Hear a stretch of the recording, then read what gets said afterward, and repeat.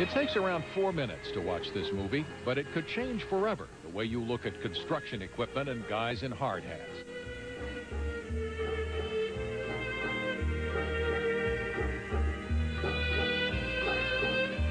A Canadian dancer and filmmaker named Anne Trope was passing by a construction site one day when she conceived this film, which she describes as a visual one-liner, big machines dancing. We went out and they revved up the machines, and we went out to the site and tested out the walkies, and off we went.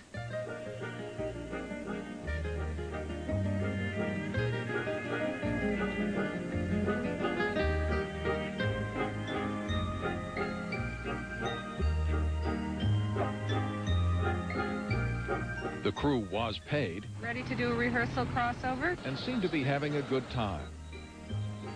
And center. So it's like work, only having a bit of fun. Right, left, center, and down. Trope took the trouble to learn the names of the machine parts and how they were operated so she could communicate with the equipment operators in their vocabulary. You know, I know that these operators can do incredibly precise movements.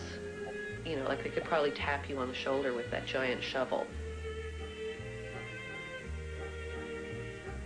But I didn't know whether they would be able to follow movements with a verbal rhythmic direction, you know, and down 2, 3, up 2, 3. Like, can they do that? Aside from producing one of those small works that makes you look at the world in a different way, Troke had another agenda, too. I do believe that everybody can dance. And I really love working with people who are untrained and finding a language to free them up to dance. After this, that age-old excuse, sorry, but I don't dance, sounds lamer than ever.